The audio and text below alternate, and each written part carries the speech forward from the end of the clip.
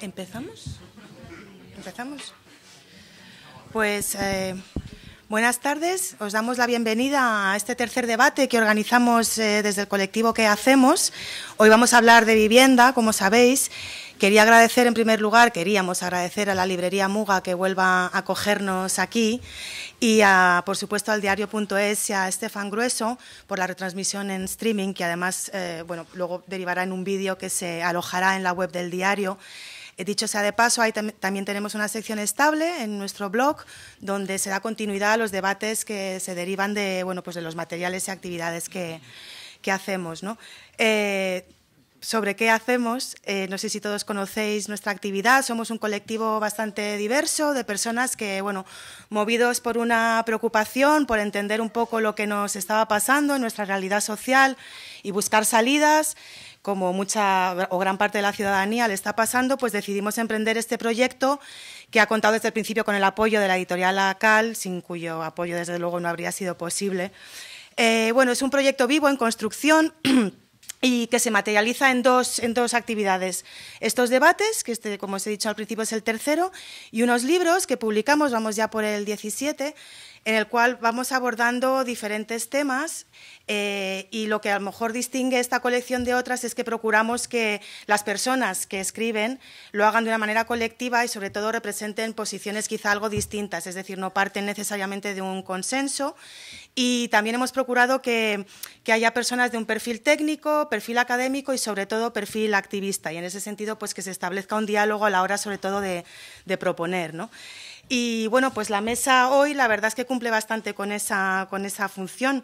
Alejandro Inurrieta, que además de coordinador del libro es economista, ha trabajado en diferentes empresas y presidió la Sociedad Pública de Alquileres, es experto en el sector financiero e inmobiliario.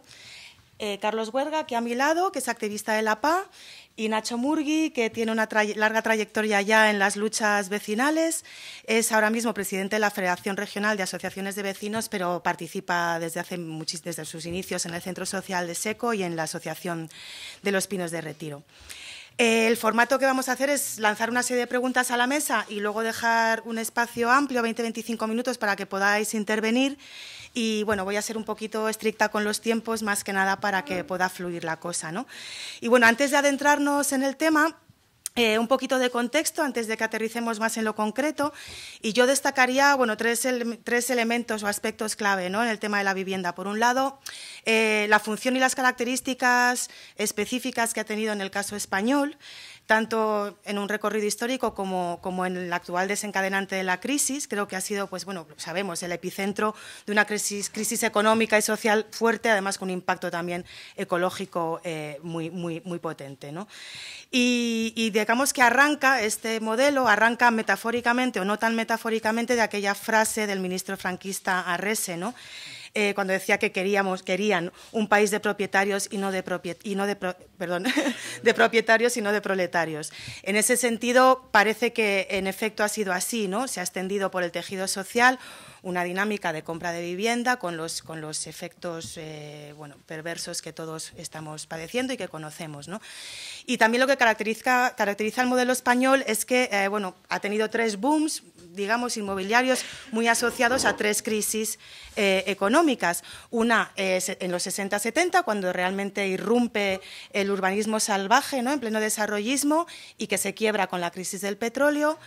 Otra, cuando entramos en la Unión Europea, con la entrada de capital extranjero, se produce, quizá la novedad de este boom es que hay un aumento muy desmesurado de los precios inmobiliarios y, sin embargo, una desaceleración del crecimiento de los precios al consumo, ¿no?, lo cual, al final va generando ese atractivo de la plusvalía que podía generar este mercado, ¿no?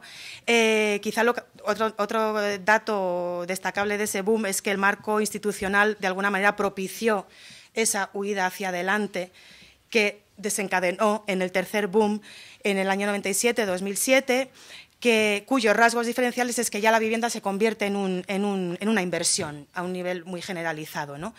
Y entramos en esa espiral perversa que conocemos de se compra porque se piensa que los precios van a subir y los precios suben porque aumentan las compras cada vez más financiadas con créditos, ¿no? En este sentido, España, además, tiene el honor de estar a la cabeza del país con el mayor número de viviendas desocupadas y secundarias, todo generado a través de esa o a partir de ese boom que os comentaba, ¿no? Por lo tanto, bueno, pues es un modelo especulativo que difícilmente ha aterrizado en lo que podía ser un derecho, en la satisfacción de un derecho colectivo, ¿no? En ese sentido, el segundo gran rasgo que destacaría es que el tema de la vivienda en el plano político es sumamente relevante desde el momento en el que pone sobre la mesa el conflicto entre las necesidades de las personas y convertirse en una fuente de negocio para unos pocos, ¿no? Es decir, pierde su bien de uso, deja de ser un bien de uso y pasa a ser un bien de inversión. En ese sentido, es un rasgo muy importante. Y el tercero y último, ya no me extiendo más, es que en torno a la vivienda, históricamente, se han articulado las luchas ciudadanas y creo que eso es absolutamente indispensable y algo que tenemos que tener muy en cuenta. Hay ejemplos de ellos incluso en los años 30. Yo pensaba, viniendo para acá, que sería muy bonito hacer, igual alguien ya lo está haciendo, un recorrido de esas luchas, no solo en el contexto español, sino en el europeo, porque incluso hace poco me contaron que un brigadista internacional, Bob Doyle, antes de venir a la guerra civil, había luchado en su país contra los desahucios, ¿no? Bueno, pues...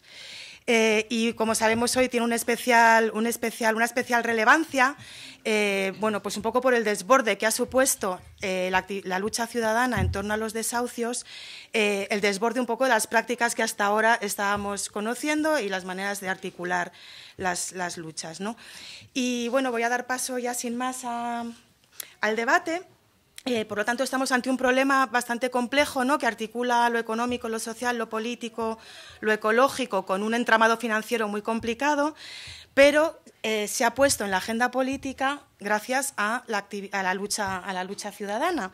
Entonces, bueno, la pregunta esta es para Carlos, un poco que nos cuentes cómo ha sido ese desarrollo, cómo ha sido ese poner en la agenda política y qué ideas fuerza un poco tiene el activismo en este sentido. Vale. Bueno, en primer lugar agradeceros por invitarme a este acto y ya pues para ajustarnos a los tiempos ya voy contestando. Bueno, en primer lugar hay que tener en cuenta que el movimiento por la vivienda es un movimiento muy antiguo en esta ciudad, como decía Olga, incluso en los años 30 se dio, que ha pasado por distintas etapas. Están las luchas barriales de los años 70, la experiencia de vivienda y la actual experiencia de las plataformas de afectados por hipotecas, así como de los grupos de trabajo de vivienda del 15M. Ciñéndonos un poco al momento actual, digamos que el actual problema que tenemos es el de los desahucios, ¿no? La emergencia habitacional que estamos viviendo. ¿Por qué viene esto? Pues como ya se ha comentado también, hemos vivido la explosión de una burbuja inmobiliaria. Durante un tiempo mucha gente ha estado endeudándose hasta las cejas para poder acceder a una vivienda y además, como todos sabéis, estamos viviendo pues, una crisis económica a nivel mundial que ha hecho que junto con el endeudamiento que se ha estado dando en las últimas décadas ha dado una situación de emergencia habitacional, ¿no? Se cuentan por cientos de miles los desahucios, lo vemos todos los días en las noticias, es un auténtico problema. También el problema es, además de esta emergencia habitacional, digamos, es que el actual marco legislativo que existe también deja en una situación muy comprometida a la gente que se ve afectada en este problema. Cuando te echan de tu casa por un desahucio hipotecario, te echan de tu casa y además se mantiene tu deuda. Bueno, no es que se mantenga tu deuda, es que además te la aumentan porque te aplican los costes de ejecución hipotecaria. ¿Qué quiero decir con todo esto? O sea, por ejemplo, si privatizan la sanidad, tú te das cuenta que se ha privatizado cuando te rompes la pierna y no puedes curarte. Sin embargo, el derecho a la vivienda, cómo se está arrebatando, es el ejemplo más plausible del arrebatamiento de un derecho, el derecho a la vivienda. Llegan a tu casa y te echan directamente. Esto ha sido una de las claves, yo creo que de politización y de puesta en escena, ¿no? Por lo drástico que ha sido este arrebatamiento de un derecho, Así como que otra de las claves de la politización ha sido, yo creo, la autoorganización de los afectados, como los y las afectadas han conseguido empoderarse, ejercer esa desobediencia civil para conseguir parar sus desahucios, así como las victorias parciales que se han estado consiguiendo en esta lucha. Esto también ha sido algo que ha hecho que este problema se ponga en escena y que desde la ciudadanía pues, se saque adelante esta lucha. En cuanto a los protagonistas, os lo he comentado, son los propios afectados, la propia gente que está afectada por este problema acaban siendo los protagonistas de este movimiento, los protagonistas de su propia solución. Las ideas fuerza que, al menos las que hemos estado trabajando desde La Paz, se podría decir que son tres, ¿no? Son la paralización de los desahucios de primera residencia, de residencia habitual. Otra de las ideas que hemos estado lanzando para tratar de solucionar este problema es la dación en pago con carácter retroactivo, que si tú entregas tu vivienda puedas cancelar la deuda que te queda con él, así como que esta dación en pago también no es una solución habitacional. Aparte de esta dación en pago, aparte de estas dos ideas que ha habido en el movimiento, también hemos lanzado la del alquiler social, ¿no? Que la gente que pueda entregar su casa en dación en pago al banco se pueda quedar viviendo en ella por un alquiler que no supere el 30% de sus ingresos. Y no sé si me he pasado el tiempo. Sí, no, era una pregunta para Alejandro, pero un poco también por descender a los problemas reales, ¿no? Y al diagnóstico de la coyuntura en la que estamos, desde el punto de vista económico, a ver si nos podías contar o hacer un repaso en qué situación estamos hoy, tras el estallido de la crisis del 2007, en qué situación está el mercado de la vivienda.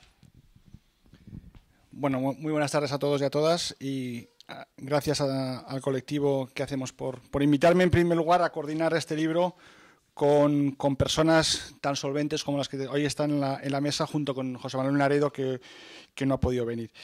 Vamos a ver, voy a contar de alguna forma la experiencia desde el punto de vista de gestión de política de vivienda que me tocó vivir en el Ministerio de Vivienda y en la Sociedad Pública de Alquiler. Cuando la pregunta es cómo está el mercado de la vivienda hoy en España, pues está exactamente igual que cuando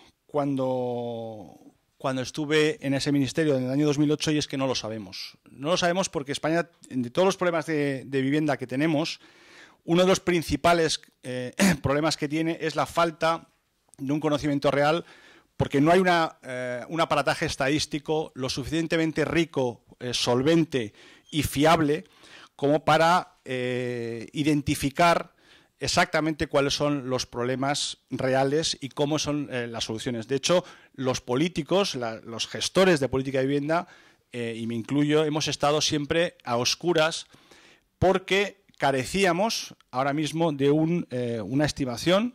Por ejemplo, se habla mucho del número de viviendas vacías. Ese número de viviendas vacías nadie realmente sabe cuál es la realidad. Y de hecho los promotores inmobiliarios han presionado al Instituto Nacional de Estadística para falsear los datos, y me consta ese tema. Por lo tanto, el primer punto y el primer elemento que deberíamos solventar en España es realmente conocer la realidad estadística del mercado de la vivienda. Ese sería el primer punto que merece y que la ciudadanía debería solventar. ¿Cuál es la situación? Bueno, la situación que todo el mundo ve alrededor, digamos, de la vivienda es que, primero, hay un problema de acceso, que ya lo había antes, incluso en los momentos más álgidos de la burbuja inmobiliaria, seguía habiendo un problema de acceso, había todavía mucha demanda insatisfecha de personas que no podían acceder a los precios que se implementaron en ese momento.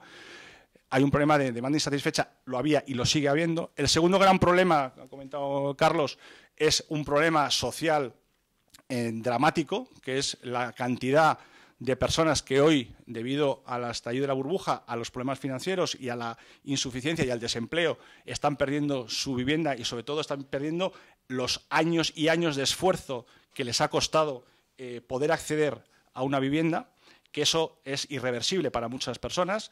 Y el tercer problema con los que nos enfrentamos es que no hay política de vivienda. Ha desaparecido la política de vivienda del entramado institucional y político de este país.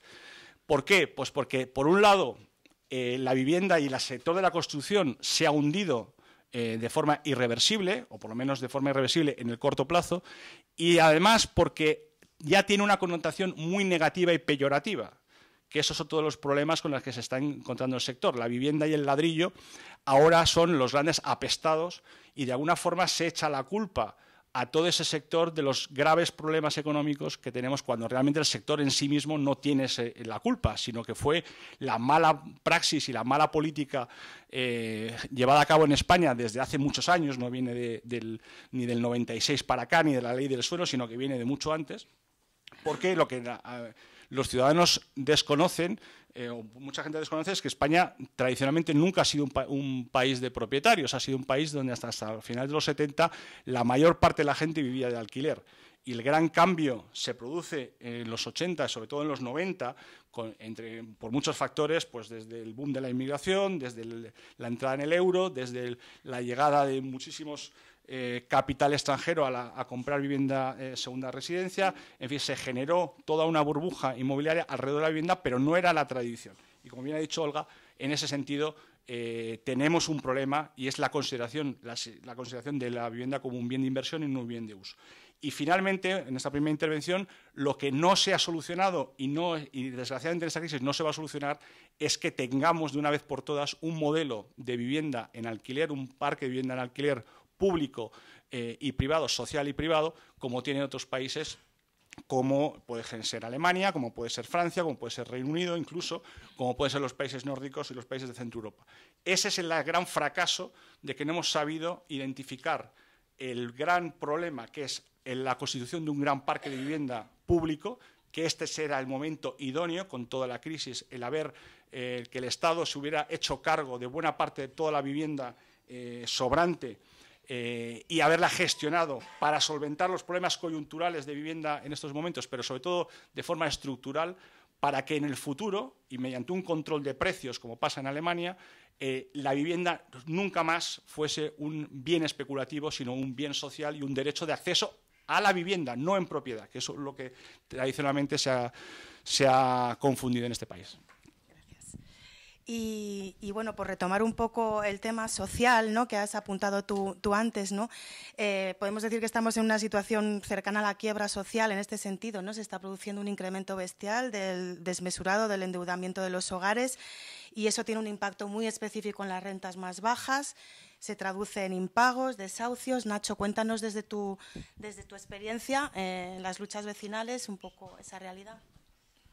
Es un poco redundante quizá con lo que contaba Carlos al principio, ¿no? Porque yo creo que y además es un tema que tiene tanta presencia mediática últimamente, ¿no? Que tiene tanta presencia mediática, entre otras cosas, porque la movilización social ha conseguido que deje de ser un tema que se viva en la soledad y en la individualidad, y que sea como una cuestión que parecía de mala suerte, ¿no? Y que casi se vivía con vergüenza, a que sea un tema social y un tema político de primer orden, ¿no? Y eso ha sido gracias a un trabajo continuo, un trabajo poquito a poco al principio, y luego ya pues quizá también con la explosión del 15M y toda la ola de movilización social que ha significado, pues ha servido y ha sido desde luego fundamental para que bueno, pues los colectivos, las iniciativas que estaban surgiendo o que ya llevaban un tiempo trabajando con el tema, pues se hayan visto reforzadas y se hayan visto impulsadas por esa ola que ha conseguido que el problema tenga ya dos caras. Antes, preparando un poco esto, cuando hablamos de las consecuencias sociales, claro, uno se centra, porque si no parece que podría caer en el riesgo de banalizarlo, ¿no? Se centra en la parte muy negativa, ¿no? Por las consecuencias sociales. Durante años, la media del salario que un trabajador tenía que emplear en la vivienda llegaba a ser de un 60%. Eso tiene unas consecuencias sociales tremendas. El hecho de que se haya impuesto el discurso de la hipoteca, del piso en propiedad, como única posibilidad para acceder al derecho a la vivienda tiene unas consecuencias también tremendas, ¿no? Lo hemos visto, el endeudamiento de las familias y todo el ciclo que se ha producido, que no hubiera sido posible si no se hubiera impuesto esa política, ¿no? Que ahora además casi que lo utilizan como una contestación, ¿no? Es que si usted ha firmado una hipoteca es porque quería, ¿no? Dices, bueno, claro, no iba a vivir, ¿qué quiere usted? ¿Que viva en mi coche o que me alquile una casa?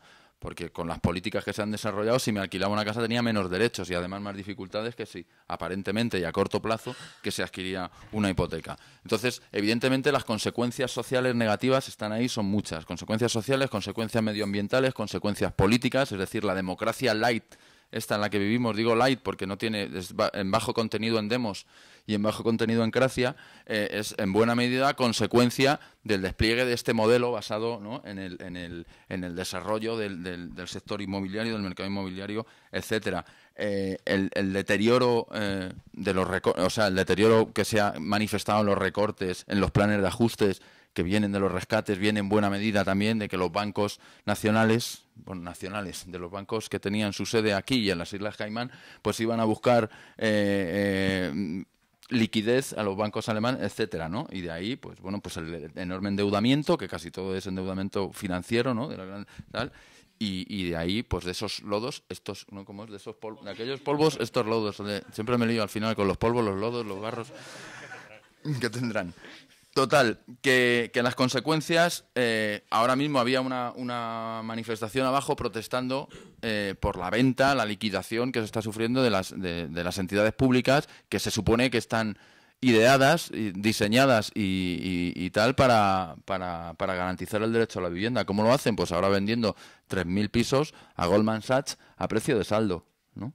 Y eso es consecuencia, son consecuencias sociales de este hecho. Ahora bien, yo quisiera señalar también, antes de terminar por lo de los tiempos, a mí me tiene un poco desconcertado, las consecuencias positivas de lo que contaba Carlos. Es decir, a lo largo de la historia reciente, los movimientos sociales por la lucha por la vivienda han sido capaces de impulsar oleadas de movilización social, de politización ciudadana, que han dado lugar a eventos inesperados, en tanto que alcanzaban una dimensión que trascendía con mucho el tema específico de la vivienda, que ya tiene tela en sí mismo, ¿no? O sea, en los años 70, pues todo el tema de remodelación de barrios, etcétera, etcétera, del que aquí estamos alrededor de las consecuencias de aquella movilización, y ahora consecuencias de la lucha. Esta parte de la ciudad es una consecuencia de la lucha. Es decir, y entonces no había ni normas de participación ciudadana, ni libertades, ni nada. Se conseguían las cosas porque la gente salía a la calle y era capaz de imponerlas con la movilización social, y era un hecho de fuerza de la ciudadanía. Eso a partir de la pelea por el derecho a la vivienda y por el derecho a la ciudad. Hoy por hoy creo que la lucha contra los desahucios es la punta de lanza de eso. Ver desde las asociaciones de vecinos, desde la plataforma de afectados por la hipoteca, desde la plataforma de afectados por la vivienda pública y social, desde las asambleas ciudadanas y de barrio, ver los procesos de politización y de dignificación de las situaciones que antes se vivían con miedo, ver los procesos que están surgiendo en esa movilización, y cómo entra gente que entra aterrada, y cómo salen, lo voy a decir con un lenguaje quizá un poco antiguo, dirigentes políticos, dirigentes del movimiento vecinal, del movimiento ciudadano entendido en un sentido amplio. Yo creo que es una consecuencia social. Evidentemente no del mercado de la burbuja inmobiliaria, pero sí de la respuesta ciudadana que se ha articulado para hacer frente a la respuesta ciudadana, y que es una de las consecuencias sociales de la que tenemos que hacer bandera, ¿no? Porque quizá ahí está la clave para muchas otras cuestiones que son en este momento trascendentales y que son en este momento fundamentales para afrontar estos años que vivimos y los años que se nos vienen encima. Y perdón si me he enrollado. Pues nada, un poquillo para cerrar este bloque, en esa contradicción que decíamos, ¿no?, entre las necesidades reales de la población y las políticas actuales, pues un poco una pregunta para Carlos, así muy breve, si se perciben cambios o si ha variado en algo la demanda, es decir, si están cambiando los hogares y las demandas reales que necesita la gente, y cómo se articula eso con las políticas. Bueno, en cuanto a la demanda, si estamos hablando de la demanda que tiene la gente de la vivienda, yo creo que habría que diferenciar dos tipos de demanda, ¿no? Si atendemos a una demanda con capacidad económica, pues podemos ver cómo en la última nota del Banco de España han descendido el número de hipotecas. Como podemos ver en las noticias que trimestre a trimestre la firma de hipotecas ha descendido, aunque sí es cierto que hay un pequeño despunte en cuanto a las casas que se pagan, digamos, a tocateja, se pagan con efectivo. Estos indicadores demuestran pues que ha habido una cierta disminución en la demanda de la vivienda. teniendo en cuenta una demanda con capacidad económica. Si tenemos en cuenta una demanda social, a pesar de que la población de este país está disminuyendo, porque hay mucha gente que se tiene que marchar. Yo, por ejemplo, la mitad de mis compañeros de estudios ya viven fuera de España. A pesar de que estamos teniendo esa disminución de población, la vivienda sigue siendo una necesidad que tenemos todos. Sigue habiendo una demanda social de esto. La necesidad permanece. ¿Cuál es el problema? Que es que no hay, pues lo que se ha comentado ya aquí, que es que no hay capacidad para acceder a ella. Lo que también demuestra pues que el mercado es ciego a una demanda social, a la demanda que hay de vivienda. También por comentar también un tipo de demanda, pues también lo que acaba de comentar Nacho, ¿no? Es curioso también cómo si existe una demanda, digamos, solvente, que es la de empresas privadas, la de fondos buitres, que están comprando vivienda pública, ya sea la vivienda de la empresa municipal de la vivienda al suelo, ya sea la del IBIMA, ya sea como por ejemplo también lo que estaba comentando ahora Nacho, el ejemplo de, yo tenía apuntado 4.000 viviendas, no sé si son como 4.000 o 3.000, que 4.000. Sí, porque 2.900 son solo de aquí. Pues la compra de 4.000 viviendas por empresas privadas que se va a hacer el IBIMA y que ahora gente de la PAPS estaba denunciándolo aquí al lado.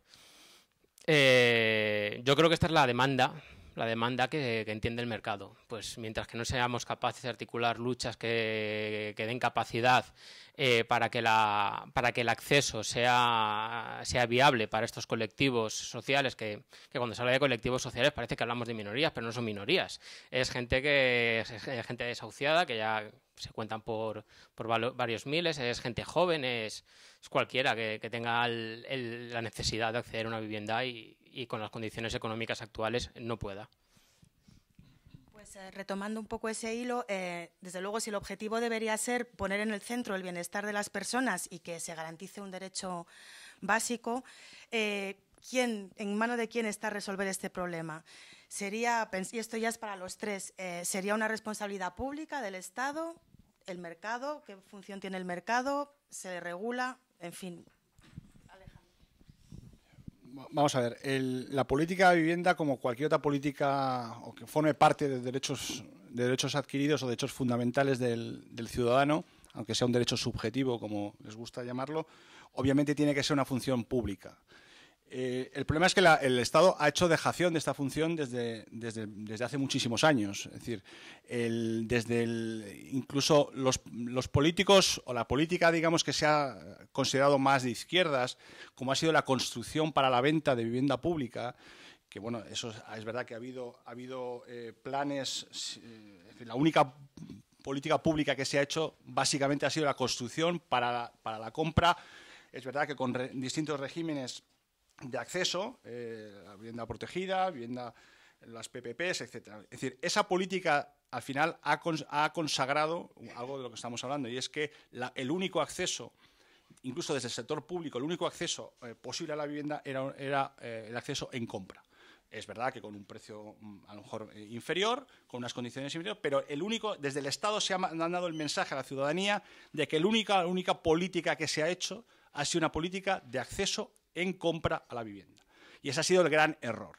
Y ha habido distintos mecanismos, no solamente desde el punto de vista de la oferta, que es los planes, los enésimos planes que ha habido de construcción. Luego ha habido una fiscalidad básicamente orientada a la compra de vivienda. Se ha estado desgravando durante muchos años, hasta recientemente, hasta el año 2013, en el que se ha eliminado a futuro la desgravación por compra, y ahora se está incluso debatiendo si se elimina con efecto retroactivo.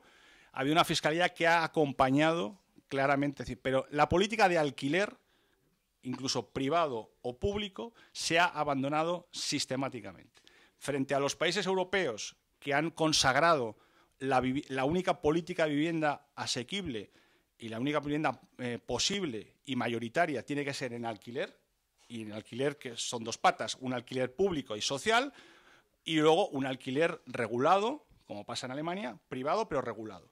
Aquí se ha hecho todo lo contrario. Las pocas cosas que se hicieron en favor del alquiler, que fueron la desgravación por alquiler, que se intentó equiparar a la compra, obviamente se desmanteló nada más llegar al poder el Partido Popular, la renta básica de emancipación, que puso en marcha por primera vez una renta para una serie de colectivos, que son las ayudas mayoritarias que hay en Europa. En Europa las ayudas fundamentales y mayoritarias son ayudas directas a la persona, que son mucho más equitativas que la compra, frente a las ayudas fiscales. Aquí el 80% de las ayudas han sido ayudas fiscales, el 20% ayudas directas o menos.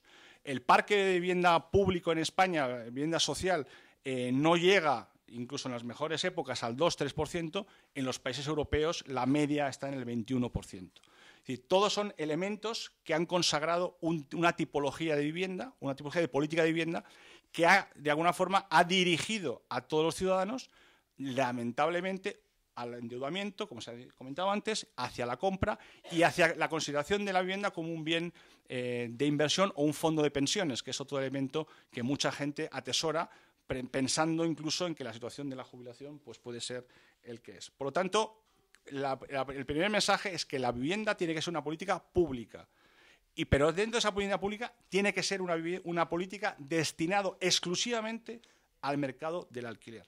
Y eso por lo menos hasta ahora, ningún gobierno de ningún tipo ha entendido que la única política posible para garantizar de verdad el derecho y el acceso a la vivienda en régimen, por supuesto, de alquiler, pero sobre todo en régimen de equidad, tiene que ser una política de alquiler público, social, y repito, deberíamos aprovechar esta ocasión para crear.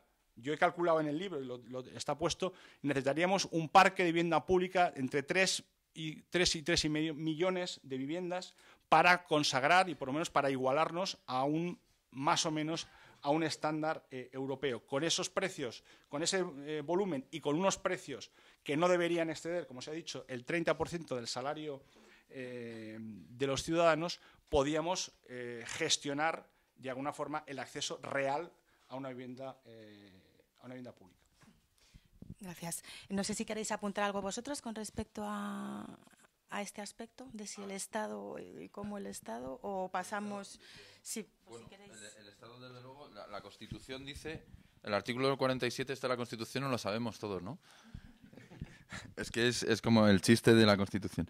Dice, todos los españoles tienen derecho a disfrutar de una vivienda digna y adecuada. Los poderes públicos promoverán las condiciones necesarias, establecerán las normas pertinentes para hacer efectivo este derecho, regulando la utilización del suelo de acuerdo con el interés general para impedir la especulación. La comunidad participará en las plusvalías que genere la acción urbanística de los entes públicos. Es decir, según la Constitución, es el Estado el que debe regular esto. Es decir, pero claro, eso luego depende de los objetivos con los que tú afrontas una cuestión. Si la cuestión de la vivienda se afronta como un bien de inversión, evidentemente es el mercado el que dicta, que es lo que ha ocurrido.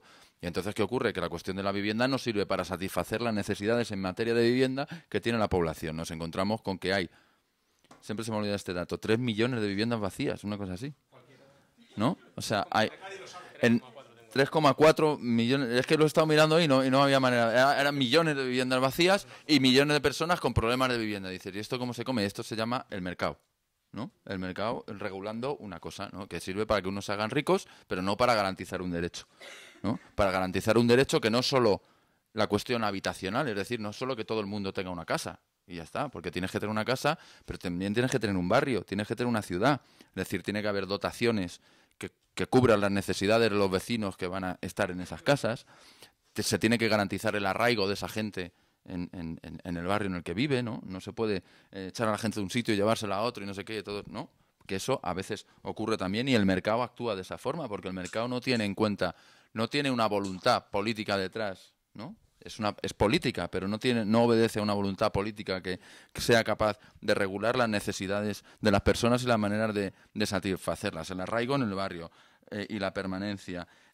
Garantizar que hay una diversidad del régimen de tenencia, es decir, que haya alquiler, que haya... Nosotros, desde luego, apostamos porque la política pública de vivienda sea de alquiler, porque la otra está, digamos, cubierta. Además, si es un bien público, se tiene que mantener público, no se puede enajenar o privatizar a trocitos, ¿no? Casita a casita, ¿no? Tiene que ser un recurso que se mantenga público para garantizar que en el futuro se cumpla ese derecho, para erradicar el chabolismo y la infravivienda, para hacer ciudad, lo que decíamos de los equipamientos. Para todo esto es imprescindible que haya políticas públicas, que haya un Estado, que haya un organismo político que sea el que garantiza que la política de vivienda va a ir orientada y va a tener en cuenta todos esos. Si dejamos que sea el mercado el que regule, desde luego, no solo no va a tener en cuenta esas cuestiones, sino que ni siquiera la cuestión habitacional se va a ver resuelta, ¿no? Bueno, yo, por darte mi punto de vista, yo creo que lo que hemos aprendido también en estos años de crisis es que el mercado lo devora todo. El mercado va a buscar constantemente aumentar sus beneficios y si es necesario, se va a devorar a sí mismo por aumentar sus beneficios. Entonces, si dejamos al mercado la regulación, el buscar el compromiso de que se cumplan ciertos derechos sociales, lo tenemos claro y así nos lo está demostrando hoy en día. Es necesario, ¿no?, que exista un Estado que te garantice el derecho, el acceso a la vivienda. Está por un lado también lo que se está comentando aquí, el parque público de viviendas, lo necesario que sería eso. Después hablaremos, creo, por ejemplo, del ejemplo que se podría hacer con el Sareb, con esto, pero también comentar que incluso en el momento actual en el que vivimos no es solamente necesario garantizar el acceso a la vivienda, es que incluso el Estado debería hacerse responsable de garantizar el derecho a una segunda oportunidad de la gente que se está viendo afectado porque no ha podido tener acceso a la vivienda. El Estado debería desarrollar leyes como, por ejemplo, como la que nosotros propusimos en la ILP que sacamos, donde la gente que tiene una deuda que le impide seguir con su vida, que le expulsa a la marginalidad, un Estado no debería permitir que eso existiera. Mencionar también, por ejemplo, como el Tribunal de Justicia de la Unión Europea dictaminó que la ley hipotecaria española era ilegal. Pues esto es un ejemplo de justo lo contrario, ¿no?, de cómo el Estado debería hacer políticas contrarias a prácticamente las que está haciendo, y también pues comentar que las que se han desarrollado hasta ahora, desde que comenzó la crisis de los desahucios, pues que tampoco han servido de mucho, cuando precisamente el papel que necesitaríamos es que este Estado, esta administración pública, fuera capaz de rescatar a la gente prácticamente de lo que estamos denominando últimamente el genocidio financiero y de garantizar el acceso a la vivienda. Pues vamos a descender un poco descender, digo, no porque sea menos relevante, todo lo contrario, a las soluciones o a las propuestas concretas que se están manejando desde diferentes espacios y niveles. Vamos a retomar el tema de la vivienda social, que ya ha salido, ¿no? Creo que España no está a la cabeza del contexto europeo en el menor porcentaje de vivienda en alquiler. Bueno, ¿cómo se podría cambiar esa lógica? Es una pregunta difícil, pero a ver, esa lógica del alquiler, de la propiedad al alquiler, tanto desde las políticas públicas como también entre la población. Bueno, pues yo creo que nosotros no somos marcianos ni somos genéticamente diferentes a los europeos. Por tanto, si hemos hecho y nos hemos acercado en muchos tipos de políticas y en muchas acciones después de la dictadura y después de la democracia, pues seguramente hay que simplemente mirar lo que se ha hecho en otros países. Yo he hablado ya antes de algunos elementos. Lo primero, un tema de incentivos, un tema como es la fiscalidad. O sea, en el libro se hace algunas reflexiones y algunos análisis que se han hecho de forma cuantitativa, qué es lo que más ha influido, por ejemplo, a la hora del incremento de los precios de vivienda en España. Bueno, pues aunque sea una cosa un poco técnica y sea complicado de explicar en poco tiempo, básicamente todo aquello que incrementa la demanda de vivienda, contrariamente a lo que se puede pensar, hace aumentar los precios de la vivienda. Es decir, la demografía es un elemento que genera un incremento de la demanda de vivienda y, por tanto, incrementa los precios. La fiscalidad ha sido una de los grandes variables que han explicado el por qué los precios en España se han disparado en los últimos años, junto con la legislación pública, la legislación urbanística, la legislación sobre el suelo y luego la acción pública teledirigida, como se ha dicho aquí, y por supuesto el sector financiero. Yo creo que han sido los grandes elementos que han provocado. Por tanto, el primer elemento que habría que cambiar radicalmente es la fiscalidad y la forma de ayuda a la hora de hacer política pública de vivienda. Había que ir hacia una mayoritariamente hacia las políticas de acción directa, es decir, de las ayudas directas, como pueden ser lo que se puso en marcha en España, que tiene el equivalente en otros países, que son las rentas básicas de emancipación o las rentas de apoyo al alquiler, que son simplemente renta que se transfiere directamente para sufragar el coste del alquiler para, obviamente, los sectores digamos, de renta más necesitados. Obviamente no puede ser universal, porque ahí sí que entraríamos en un problema de inequidad, que es lo que ha pasado con la compra. Las ayudas a la compra, la fiscalidad para la compra, ha sido lo más regresivo desde el punto de vista fiscal. Luego se corrigió parcialmente cuando fundamentalmente la desgravación se hacía sobre la base imponible. Claro, a mayor base imponible, que son obviamente las rentas más altas, mayor volumen de desgravación. Por tanto, quien más desgravaba y quien más se beneficiaba de la política de ayuda a la compra han sido las rentas más altas en este país. Por tanto, elemento esencial, cambiar drásticamente la fiscalidad. El segundo gran elemento es el diseñar un mercado profesional del alquiler. En España, a diferencia de otros países europeos, el alquiler, el poco alquiler que hay, tanto público como privado, está en manos de minoristas, de personas físicas. La mayor parte de los pisos que se alquilan están en manos de personas físicas que tienen de alguna forma una ingreso alternativo, y eso ha generado un parque de vivienda de mala calidad, un parque de vivienda que además con muchísimo abuso, con un volumen de dinero negro muy elevado, nada controlado por la autoridad fiscal.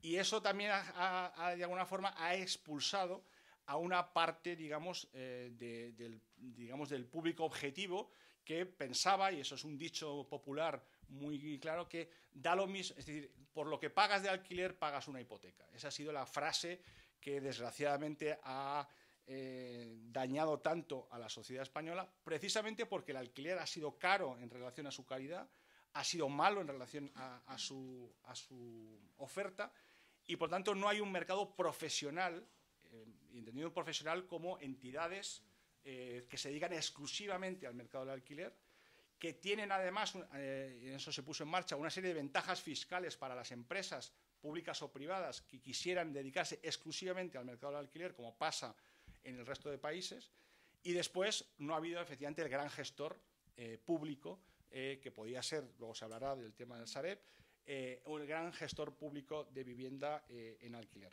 Por lo tanto, esos son algunos de los elementos que podrían cambiar drásticamente. Luego, adicionalmente, la legislación sobre arrendamientos que recientemente ha modificado el Partido Popular ha ido en la dirección contraria. Es decir, la legislación sobre arrendamientos, que tradicionalmente, yo hice un estudio comparado con las leyes de arrendamientos urbanos de los países de nuestro entorno, y de las más equilibradas en términos de derechos del propietario y del inquilino era la española. Ahora se ha dado un vuelco radical. Se ha hecho una legislación que básicamente favorece al propietario, que puede ejercer automáticamente, prácticamente sin derecho, y puede expulsar de la vivienda y puede subir las rentas en cualquier momento al inquilino. Eso va en contra de toda la legislación que hay en Europa, en contra, por ejemplo, del control de rentas, que es la base para que los precios de la vivienda nunca más tengan una burbuja como la que hemos tenido. El ejemplo claro es Alemania. Alemania, si uno mira la serie de precios de vivienda en Alemania, es prácticamente plana, precisamente porque hay un control de rentas en el mercado del alquiler. El control de rentas en el mercado del alquiler garantiza, porque el precio del alquiler, el precio de compra no es más que un precio de alquiler perpetuo. Por tanto, al final, lo que quiere decirse es que si tú controlas el precio del alquiler, vas a acabar controlando el precio final de compra.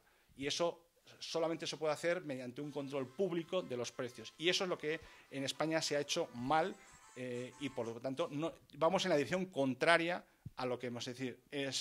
Lo único que más o menos hemos hecho bien es el tema de la fiscalidad, pero seguimos sin apostar realmente por un mercado de alquiler. Gracias, Alejandro. Pues un poco también me gustaría que Nacho nos explicara cuáles son las propuestas que se hacen desde el movimiento vecinal y desde la PA en materia de cómo recuperar esa vivienda social y cómo así, de alguna manera, satisfacer las necesidades de la población. Desde la palo contará ahora Carlos. Bueno. Y así nos repartimos el... Y desde... A ver... Y yo... Ya, pero bueno, que así nos... Que de todos modos, antes de venir también repasando el plan estratégico y la documentación de la Federación con respecto a las medidas concretas, hay un montón de medidas concretas con respecto a la recuperación, de medidas que se podían ir desarrollando con respecto a la recuperación de la vivienda social, digamos. Voy a hacer mención de algunas de carácter muy, muy general.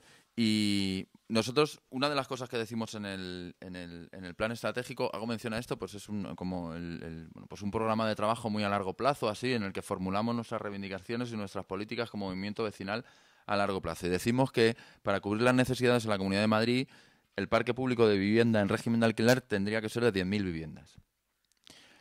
Esto no quiere decir que digamos que se construyan 10.000 viviendas, ojo, que es que en Madrid, como decíamos, hay en torno a las 300.000 viviendas vacías dentro del enigma que rodea todo esto, ¿no?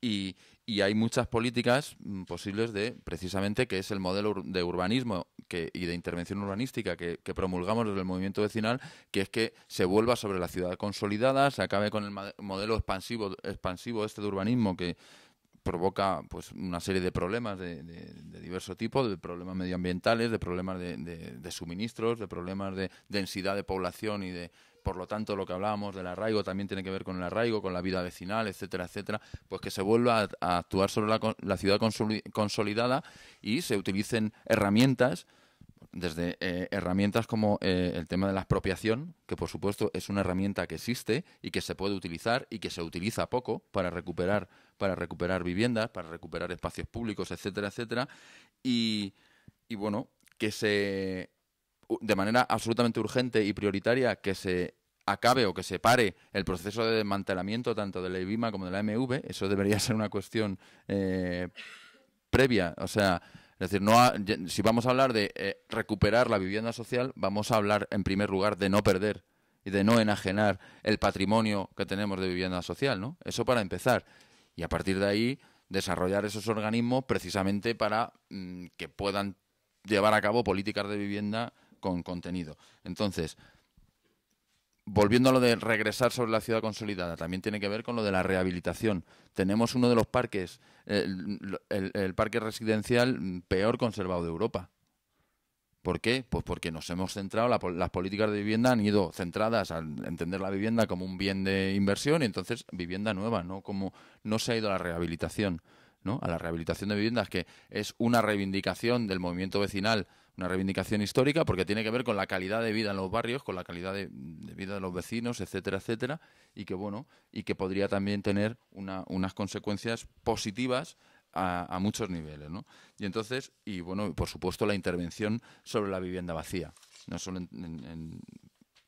que se pueden desarrollar muchas políticas, es decir, también lo de la expropiación temporal y de uso que se ha intentado en algunos sitios y que se podría hacer, hasta bueno, pues políticas fiscales que endurecieran, pues por ejemplo, el pago del IBI a partir de cierto número de viviendas en propiedad vacías, ¿no? Pues que eso se cargara un tratamiento del IBI que fuera dirigido a poner en el mercado esas viviendas vacías que a veces están pues simplemente esperando a que se vengan abajo para cambiar un edificio por un solar, por lo menos en los tiempos de la burbuja inmobiliaria, ¿no? Y esto pues tenía que ver también con esa capacidad del Estado para poder ejercer su derecho de expropiación y de intervención, ¿no? Entonces, eso como medidas muy generales, ¿no? Y luego ya, bueno, pues habría toda una serie de medidas relacionadas con la creación de bancos de suelo, la creación públicos, quiero decir, la reserva de, mira, ahora estamos con la elaboración, bueno, de un nuevo plan general de urbanismo. Está el Ayuntamiento de Madrid con la elaboración de un nuevo plan general de urbanismo. Ahí se definen los usos del suelo. Pues entre esos usos del suelo, uno de los que se define claramente son los usos residenciales. A pesar de que, bueno, ya Madrid está colmatado prácticamente, pero bueno, hay usos residenciales. Bueno, pues que ese suelo que está calificado de uso residencial, que se reserve para vivienda pública, ¿no? Y que desde luego toda la vivienda pública que se haga que sea en régimen de alquiler. En fin, si es que medidas concretas habría muchas que se pueden desarrollar desde la inmediatez, es decir, tampoco haría falta que hubiera un gran cambio, no haría falta ni cambiar la Constitución, bastaría con cumplirla, ¿no?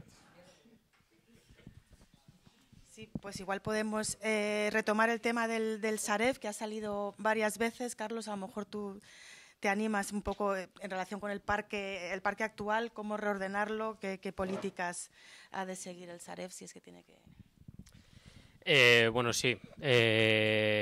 Bueno, también como se ha comentado aquí ya varias veces en esta mesa, pues no sabemos exactamente cuántas viviendas vacías tenemos en el país. Yo en un artículo que encontré en El País hablaba de 3,4 millones de viviendas vacías y la persona que había realizado este estudio decía que, bueno, que eso es lo que pensaba, pero que no lo tenían claro, porque comparando este estudio del 2011 con el estudio del 2001 decían que uno de los dos estudios estaba equivocado. Entonces, no sabemos el número de viviendas vacías que tenemos, no conocemos el parqué de viviendas vacías que tenemos en este país, pero sí sabemos que tenemos una cantidad considerable de viviendas vacías y una necesidad. Tenemos gente sin casas y casas sin gente.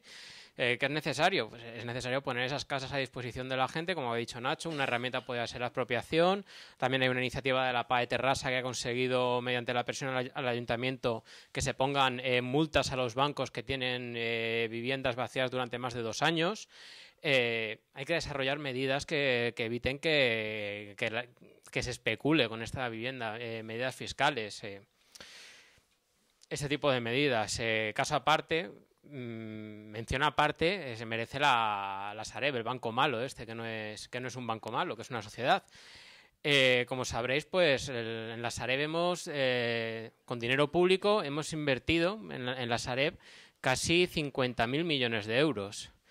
Los hemos invertido en parte para que compren viviendas desahuciadas o en riesgo de desahucio. Si estamos pagando con dinero público estamos comprando con dinero público viviendas, ¿por qué no creamos con esas viviendas el parque público? O sea, ya no es como comentaba Nacho, no perder las que estamos vendiendo a fondos buitre, las que estamos vendiendo a empresas como la que es Asesor, el hijo de José María Aznar. Es que incluso también, aparte de defender esas, que estamos comprando otras que a la par se están vendiendo otra vez a fondos buitres. Esa podría ser una posibilidad, incluso, o sea, no es una posibilidad tan remota.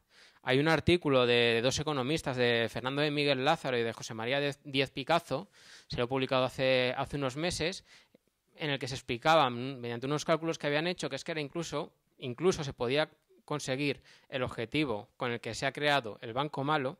Incluso lo que se podría hacer es poner en alquiler las viviendas que les ha adjudicado, poner un alquiler con opción a compra, un alquiler mucho más barato que el del mercado, con el que se podría dar una solución habitacional, con el que se podría, comentaban en el artículo, dinamizar el mercado. O sea, que es que incluso se puede disponer de ese parque inmobiliario que hemos pagado entre todos con el propio objetivo del Sareb. Lo que estamos haciendo, sin embargo, es venderlo. Es malvenderlo, es vender las viviendas desahuciadas.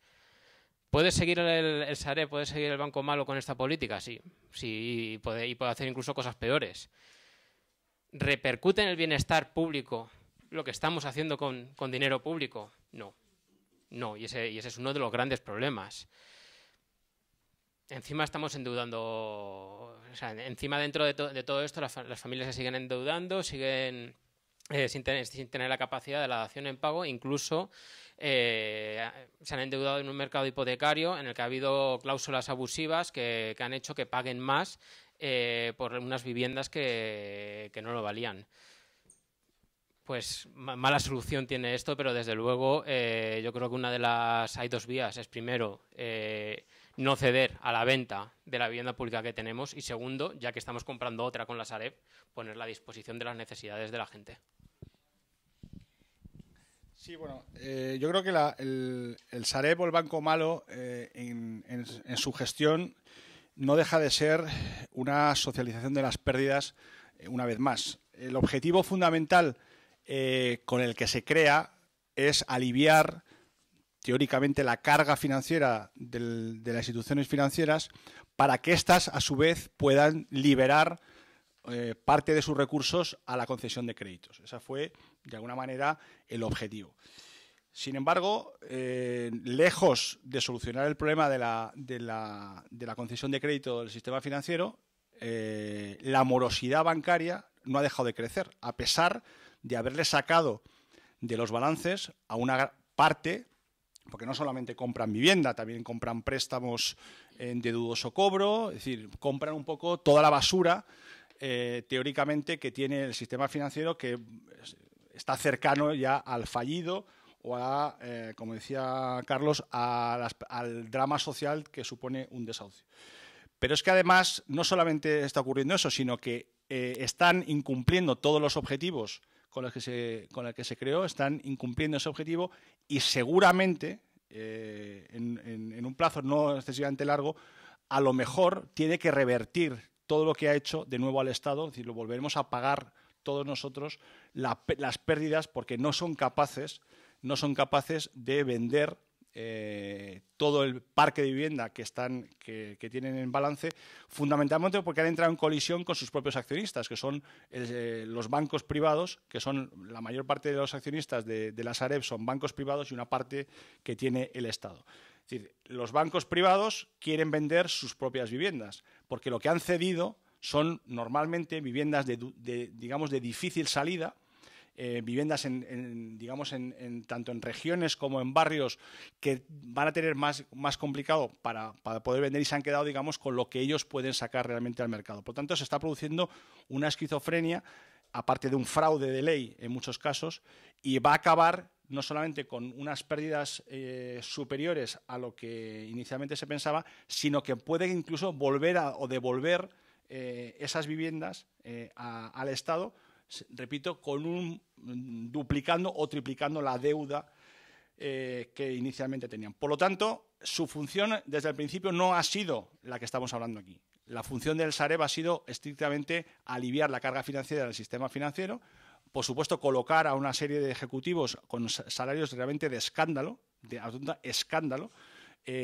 y realmente en ninguna aproximación se piensa en España en consagrar un parque público de vivienda en alquiler. Repito, ninguno de los dos grandes partidos que han gobernado y que desgraciadamente pueden seguir gobernando este país, si no hay un cambio drástico, no va a haber un parque público de vivienda en alquiler porque ninguno de los dos, y yo por lo menos he tenido la experiencia con uno de ellos, no hay ninguna voluntad política en este país de crear un parque de vivienda o un mercado de vivienda en alquiler, porque detrás, no olvidemos, están los grandes promotores. Una de las razones por las que se ha cambiado toda la legislación de arrendamiento es precisamente para desincentivar a que el mercado de alquiler en este país tenga éxito. Porque no hay que olvidar una cosa, el mercado de alquiler tiene una rentabilidad privada para una empresa que se dedique a esto que no llega al 6%, 6-7% las empresas que se dedican al mercado de alquiler. Las promotoras que se dedican a la compra han tenido y tienen una rentabilidad superior al 30 o 40%. Por lo tanto, es un problema estrictamente de rentabilidad. Mientras los grandes promotores sean los que sigan dictando, como siempre lo han hecho, la política de vivienda de este país, no va a haber un parque de vivienda público y un parque de vivienda que de alguna forma suavice los ciclos del mercado de la construcción y que, elimine la posibilidad que haya otra gran burbuja inmobiliaria o similar, porque hay mucha gente, demasiada gente, que piensa que solo con burbujas inmobiliarias se crea empleo en este país.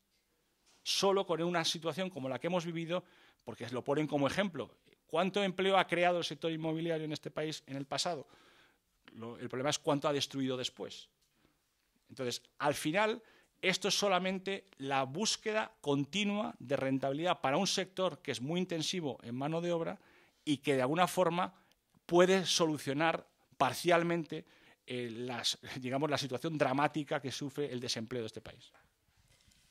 Gracias. Bueno, vamos terminando para poder dar paso lo antes posible a las preguntas, que ya hay algunas incluso que han llegado por Twitter. Y bueno, para abordar un tema que yo creo que es interesante y que tiene mucho que ver con lo que habéis estado diciendo hasta ahora, de cómo rehabilitar o renovar el parque actual, ¿no? Sabemos que tenemos que transitar hacia un modelo energético distinto. ¿Qué potencialidades tendría el mercado de la vivienda o la vivienda como aspecto para poder transitar hacia ahí? Y si eso además podría tener un efecto positivo incluso en términos de empleo, etcétera. ¿Habéis reflexionado sobre esto desde algunos de quién quiere responder? Así. Desde el movimiento final la cuestión de la rehabilitación, como decía antes, es una reivindicación histórica y ahora además es un problema también, porque bueno, antes cuando se decía que había inversión, había capacidad para invertir, para que hubiera inversiones públicas en los barrios y tal, esto ha afectado también al tema de la rehabilitación. Se ha cortado la inversión pública para la rehabilitación en nuestros barrios. Dependía mucho la rehabilitación incluso de la vivienda privada, de las ayudas que pudiera haber, a nivel de las subvenciones que pudiera haber de las diferentes administraciones públicas, y eso se ha cortado.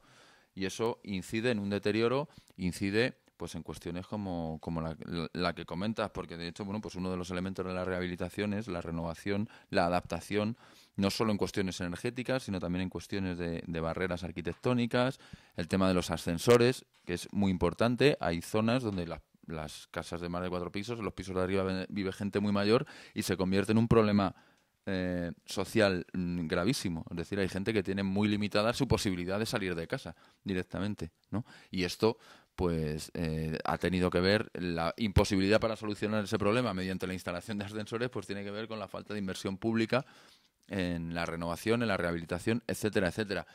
Y esto tiene que ver con todo lo que comentábamos ahora, ¿no? Incluso pues con esa medida tan graciosa que tomaron con Agostida y alevosía los dos partidos mayoritarios de limitar constitucionalmente la capacidad de endeudamiento público y el gasto público, y a partir de ahí pues también lo de los lodos, los barros y los polvos, ¿no?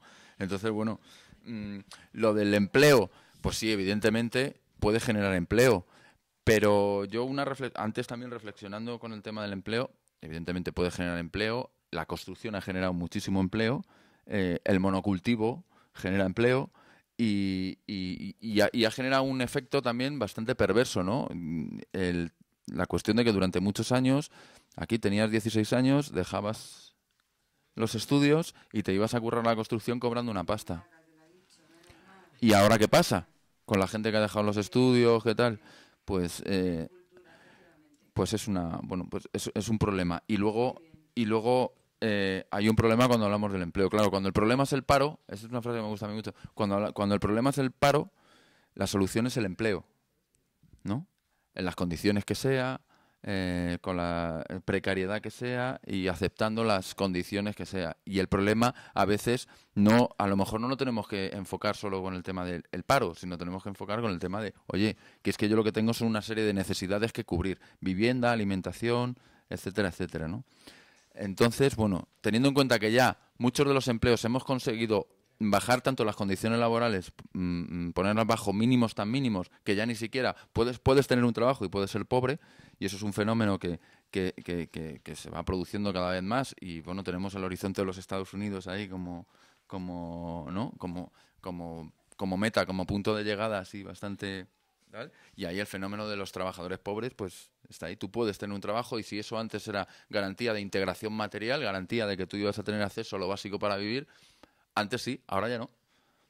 Entonces, cuidado, que puede generar empleo, pero tengamos cuidado con estas cosas, ¿no? Que también yo creo que hay un elemento que puede generar el garantizar el derecho a la vivienda, que es más importante que el empleo, porque tiene mayor calado a medio plazo. Que si tú garantizas que la gente tenga acceso a la vivienda, a una cuestión tan básica como la vivienda y tan importante, y que esto esté garantizado por los poderes públicos de verdad, como dice la Constitución, etcétera, etcétera, tú estás garantizando que toda esa gente no tenga que aceptar unas determinadas condiciones laborales y unas determinadas condiciones de vida sí o sí, porque tenga la soga de la hipoteca al cuello, etcétera, ¿no?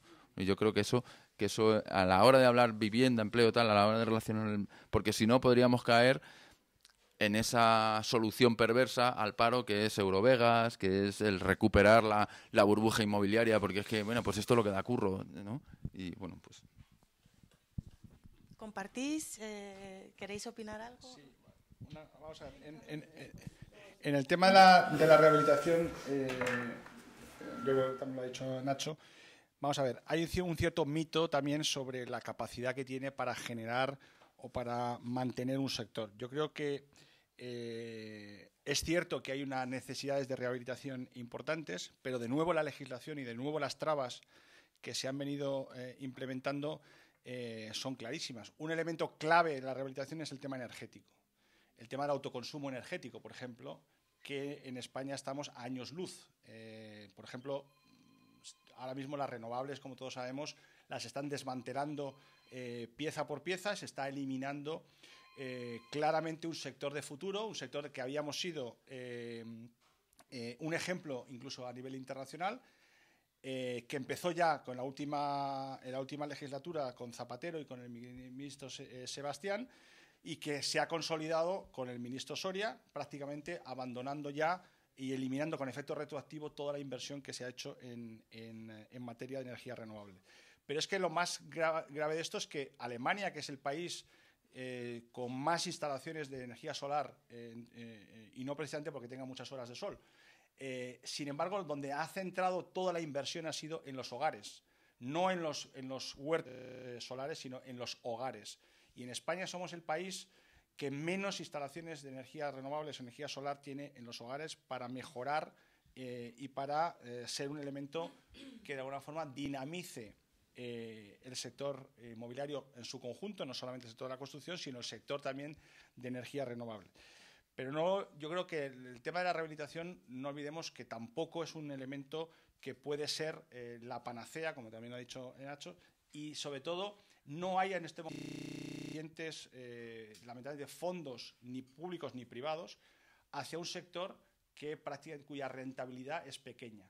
Y eso ahuyenta, no olvidemos, ahuyenta la inversión tanto pública como privada. Por lo tanto, es imprescindible acometer la rehabilitación, pero mi sensación es que en estos momentos no hay una expectativa ni desde el punto de vista de la vivienda ni desde el punto de vista energético para que sea la locomotora, que tampoco necesitamos de nuevo esa locomotora, sino necesitamos, digamos, reinsertar a toda esa gente que se ha comentado antes, que ha salido del sector educativo, y que realmente tenemos un nivel de empleabilidad en España que es un grave problema social.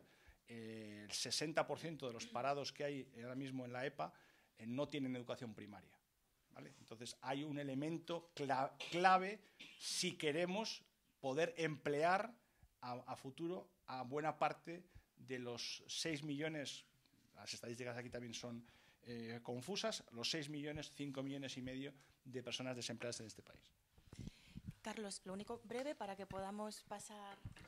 Pues muy brevemente. Estoy completamente de acuerdo con lo que ha comentado Nacho. Simplemente añadir pues que sí, las energías renovables son unas de las energías que dan más trabajo. La implementación de arquitectura bioclimática en el parque de viviendas es algo que haría que se redujera el coste energético de estas, que podría generar trabajo, pero es que es eso, es que es trabajo digno lo que hay que buscar, es que es curro digno, es vivienda digna, y es que tanto el endeudamiento como la creación de una mano de obra precaria, poco formada, se han utilizado como herramientas de control político. ¿Para qué? Para esto, para que llegue un momento en el que tenemos una crisis económica, se dispara el paro y es que pues aceptemos cualquier cosa por salir adelante. Pues acabamos siendo los trabajadores pobres los que tienen curro, los que no, ni eso. Pues eso que también es, cuando hablamos de estas cosas también hay que tener en cuenta eso, el trabajo digno, la vivienda digna, y hay que tener en cuenta estos conceptos. Gracias. Pues si os parece, abrimos el turno de palabra, 3 palabras y luego la mesa y otras 3 y así, y luego damos paso a... Entonces, a ver, 1, 2 y 3. Vale. Sí, hola, buenas tardes. Bueno, yo brevemente estoy de acuerdo con Alejandro, que dice que es importantísimo tener una política de vivienda y que no hemos tenido. Yo creo que ha sido un fraude en la política de vivienda, pero esa política de vivienda, y eso sí que no estoy de acuerdo, para mí no tiene que limitarse a la vivienda pública de alquiler o de compra o lo que sea. Yo creo que el Estado tiene que meterse también en limitar el desbarajuste que hay de especulación privada de la vivienda. No puede limitarse solo a la vivienda pública. Y eso va a la ley de suelos, principalmente. Es que el Estado tiene que cambiar la ley de suelo que es la ley que ha permitido la mayor corruptelas de las últimas décadas. De ahí vienen todas las corruptelas de los ayuntamientos, comunidades varias, por especular en el suelo junto con las constructoras, etcétera, y los bancos. Entonces yo creo que, bueno, preguntar si eso, porque hay limitaciones de vivienda privada aplicando ajustes, impuestos, como hay en otros países, por ejemplo, a partir de la segunda vivienda, la primera no porque es un derecho, pero a partir de la segunda en adelante, pues hay países que aplican un impuesto mayor sobre la vivienda. Porque eso, y eso desincentiva, a tener más de una vivienda, porque cuanta más vivienda, más sube el impuesto que pagas sobre la vivienda. Porque eso también es un lujo.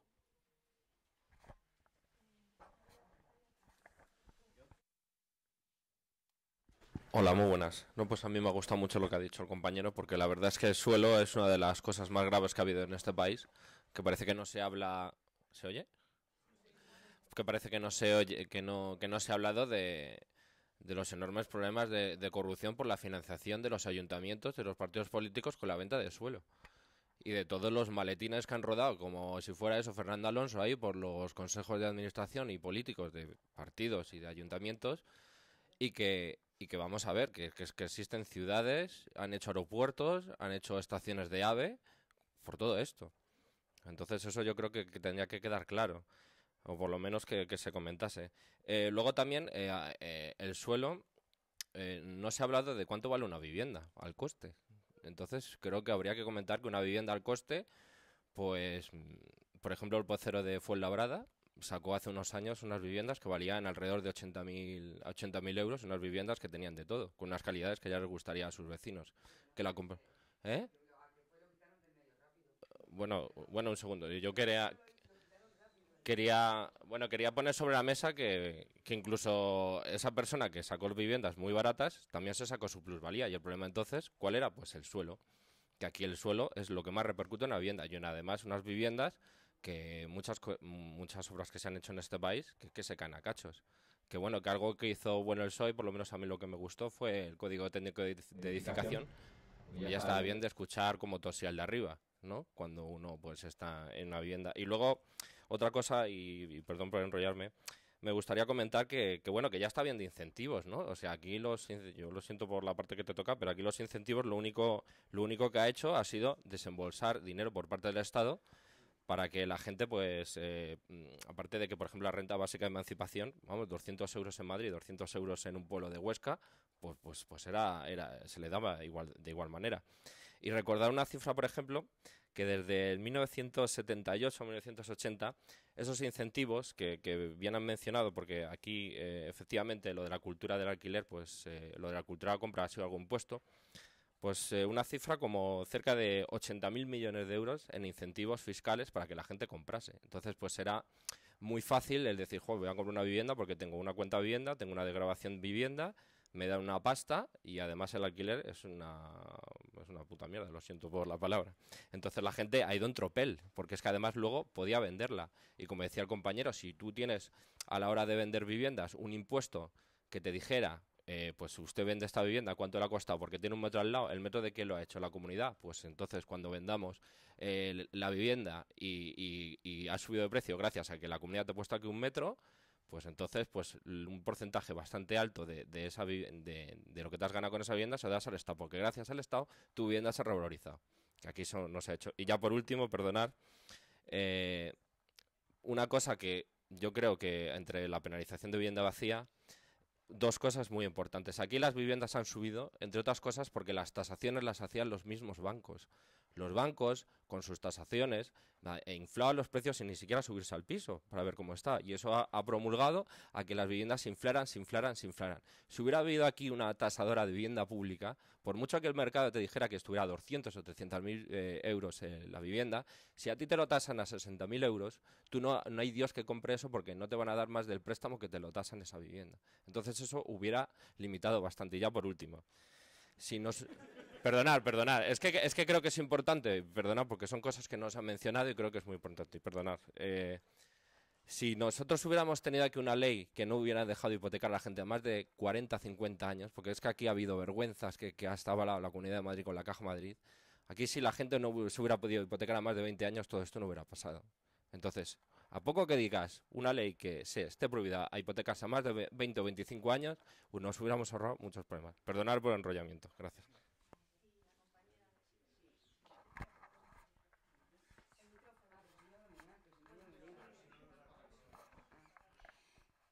yo le quiero decir a este señor que yo vengo de aquí, de las casas bajas, cuando esto eran casas bajas, cuando de verdad había asociaciones de vecinos, que no dudo que las haya ahora, gracias a Dios, porque le he oído hablar y me ha gustado. Por eso, le digo, nosotros éramos de palomeras bajas. Por eso le digo, mi padre ha luchado, como todos los que vivíamos aquí, por tener todo lo que tenemos. Les pregunto a ustedes, porque no les conocía, ¿cómo se va a ayudar a la gente para que sepa qué tiene que hacer? Porque, por ejemplo, los decretos y los no reales decretos que sacó la señora Aguirre, y usted sabe que estas viviendas, el problema es que luego se podían descalificar a 30 o 50 años. El problema es que a especular a la gente obrera nos han enseñado ellos. ¿Me entiendes? Ellos. Porque estas casas la gente se hacía mayor y las vendía. Lo que dice este señor, como se dejó descalificar las casas, el terreno libre se empezó a edificar, la gente especuló, si iba a su pueblo, vendía su casa lo que estaba. O sea, que no es que el obrero lo haya hecho mal, es que a especular aprendemos todo muy pronto. No sé si me entiendes. Entonces, yo les pregunto, por ejemplo, ahora el ayuntamiento resulta que se ha sacado un impuesto que yo ni conocía, yo que, por ejemplo, mis abuelos han muerto, ¿de qué forma vais a ayudar a la gente a que sepa, a que se entere? Yo por eso quería saber qué es lo que hacéis a través de esta, y me alegro, porque el ayuntamiento, por ejemplo, se lleva 1.200 euros este año si las personas han fallecido el año pasado. Al año que viene, si no has vendido la vivienda, se lleva 1.800, y al año que viene, si no la has vendido, se lleva 2.500. O sea, llega un momento en que si no vende la vivienda, como pasa ahora, porque no se pueden vender, cuando la quieres vender al precio que ellos te digan, porque lo que están ganando son las inmobiliarias, y eso no lo denuncia nadie, yo no sé por qué, que se llevan 1 millón y pico del que la vende y otro tanto del que la compra. O sea, ahí nadie les mete mano. Yo me pregunto por qué. Y le digo, ¿eso está permitido? ¿Que el ayuntamiento se debe ese dinero? Porque según ellos es como un impuesto revolucionario. Es verdad, porque el ayuntamiento si no ha puesto el terreno, ¿por qué se lo tiene que llevar? Y si la ha puesto y la gente la ha pagado ya, porque estas casas, sabe usted, que se podían pagar a 30 o 50 años. Es que como yo mi casa no me la dieron, la pagué, y luego tengo que volver a pagar. No sé si me explico. ¿Va a haber algo que nos enseñe a la gente qué tenemos que hacer, qué no tenemos que hacer? ¿Dónde se pueden dirigir? La gente no sabe. Por favor, la gente no sabe. Tú llegas y dices, oiga, por favor, ¿puedes calificar mi vivienda? Por ejemplo, en Riojano no se puede. ¿Por qué? Porque lo digan ellos. Si ya tienen 30 años igual que las demás. El Luis Marín, que tú lo conocerás, a 50. Pero te dejan para sacar más dinero, porque si tú sabes que todos venimos de las casas bajas, estas casas nos hicieron los pisos y estos terrenos se los quedó el IBIMA. Y aquí construyó el IBIMA y se lo dio a contratas privadas, a constructoras privadas. Y los pisos no se dieron. Te tiraron tus casas, te dieron otra y la pagaste. Como usted ha dicho antes, a poquita cantidad, a 5 o 7 mil, a lo que estuviera estipulado. Ahora se pueden vender a 21, precio tasado, y usted lo sabe. Y si la puedes descalificar, yo digo, ¿vais a hacer algo para ayudar a la gente a todas esas dudas que tengan? Sí, que responda a la mesa, breves, porque tenemos muy poquito tiempo ya. No entrar en los barrios hay, asociaciones vecinales, asambleas populares, en muchos está la PA, la plataforma está por la hipoteca, que igual ese tema pues ese tema específico que tú comentabas en la PA no tal, pero quiero decir que en tu barrio hay una asociación de vecinos, hay una asamblea popular tal, que bueno, ahora luego buscamos con la asociación de vecinos más cercana que tienes, o sea que no hay problema. Lo digo porque esas dudas pues quizá ahora no nos vamos a meter. Yo simplemente comentar pues que lo que ha estado comentando el compañero, a mí me parece que has descrito pues los principales puntos que han hecho que el mercado hipotecario se haya convertido en una trampa para mucha gente.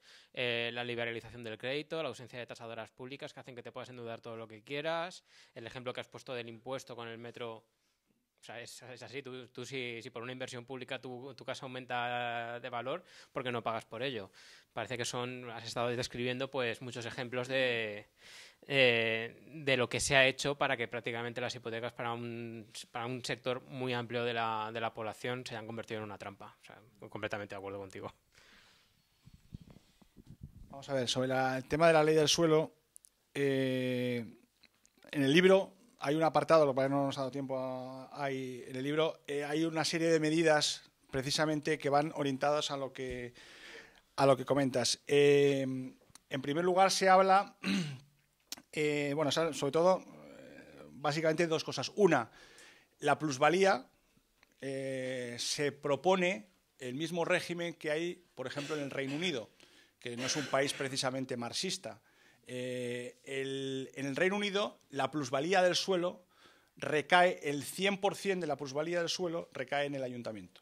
Aquí, como sabéis, recae el 15%, el aprovechamiento, que tiene que pagar, digamos, los propietarios del suelo a los ayuntamientos. Es decir, España es el único país, o de los pocos países, que uno tiene un suelo, un patatal, y sin invertir ni un solo duro, simplemente porque se le va a recalificar en un futuro no muy lejano, tiene una plusvalía que no revierte en el beneficio público, sino revierte exclusivamente en el beneficio privado. Parcialmente, la ley de 2007, la ley del suelo de 2007, se intentó eliminar un elemento perverso, que era la incorporación de las expectativas de precio del suelo. Es decir, hasta la ley del suelo de 2007, los precios de la vivienda no se medían por la calificación del suelo en ese momento. Es decir, un suelo rústico hoy, mañana podía ser un suelo urbanizable, y entonces se vendía, incluso se expropiaba, en el caso de que hubiera necesidad de expropiación, por la expectativa de precio que ese suelo podía tener en el futuro. La ley del suelo lo cambia con muchísima tensión por parte de promotores y por parte incluso del propio gobierno socialista de ese momento. Yo escuché que era una ley confiscatoria. Por tanto, la ley del suelo del 2007 parcialmente eliminaba la plusvalía implícita que generaba. Pero sobre todo, los grandes elementos que vienen en el libro sería la nacionalización de la plusvalía del suelo. Por tanto, no hay incentivos a la especulación con el suelo. Si el 100% de esa plusvalía tiene que dársela al ayuntamiento, no hay ningún elemento para retener el suelo. Y el segundo elemento que no se ha hablado aquí, el derecho de superficie. El suelo público, como pasa en los países como Dinamarca o como Suecia, el suelo público no se puede vender. Todo es en derecho de superficie. Simplemente el coste, por tanto, abarataría significativamente y durante 70, 80 años después revertiría de nuevo al municipio.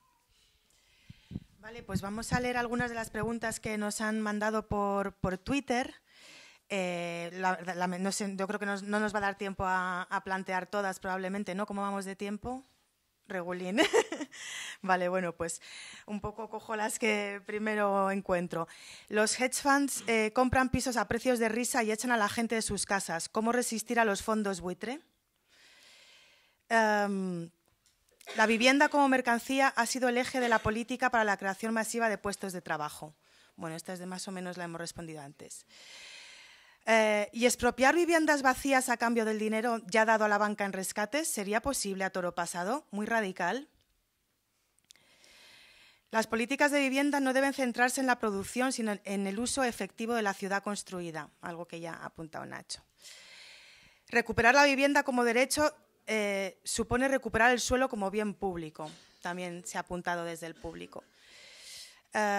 Parece que todos conocemos los motivos, pero sinceramente, ¿se puede aplicar alguna acción realmente válida sin un cambio político? Bueno, pues precisamente esta pregunta es con la que yo iba a cerrar.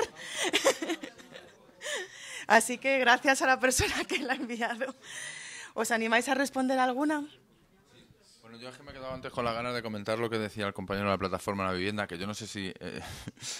es que como nos conocemos de la plataforma de la vivienda, yo sigo teniendo como referencia de la plataforma de la vivienda, que lo del suelo, que efectivamente es fundamental. Y yo añadiría una cosa, es a lo que me refería yo con lo de la democracia light y la democracia heavy, que es que esto del ladrillo se ha cargado la democracia también, precisamente por lo que comentabas.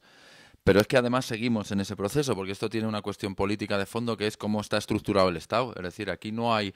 Los ayuntamientos no tienen herramientas de financiación. Precisamente aquella parte del Estado que es más cercana a los ciudadanos y que podría cubrir de una manera más participada, etcétera, y con más proximidad y con más precisión y con más eficacia muchas necesidades, es la parte del Estado que menos herramientas tiene para financiarse. Y en muchos sitios, corruptelas aparte, que las ha habido a porrillo, por supuesto, que ocurría lo que se ha comentado, un suelo rústico que se medía por hectáreas y que no valía nada, de repente con una recalificación se convertía ya no en hectáreas sino en metros cuadrados, ¿no?, de suelo urbanizable, y eso valía un pastizal. Valía un pastizal para el propietario privado y valía un pastizal para el ayuntamiento, que en algunos sitios, ya sin entrar en otras cuestiones, decía, es que si quiero hacer la escuela infantil no tengo más remedio que esto. Esto no solo nos está arreglando, sino que con la nueva ley de régimen local y con toda la reestructuración que está habiendo, con la misma coartada que todo, se está agravando, pues eliminando todavía y vaciando de contenido y de herramientas y de materialidad el poder local, ¿no? Yo creo que eso es que también tiene relación con, lo decía, como... Y luego, con respecto a las medidas, así es posible expropiar a cuenta del dinero que ya le han dado los bancos, si es posible, si es muy radical o no es muy radical o tal. Aquí, o sea, cualquier proyecto político depende de dos cuestiones: que sea técnicamente viable y políticamente, ¿cómo es? No correcto. No iba por ahí. Que sea técnicamente viable y políticamente viable también. Es decir, porque no encuentro otra palabra. Es decir, que se den las condiciones de fuerza que te permitan, políticamente posible, que te permitan imponer una solución u otra. Y siempre vas a tener que tener en cuenta cuánto eres capaz de movilizar. Pues el ejemplo aquel de Vallecas nuestro y de la remodelación de barrios, pues estaba muy en función de eso. Entonces, las medidas que se puedan tomar y que se pueden desarrollar, pues estarán en función de lo que seamos capaces de organizar y de movilizar.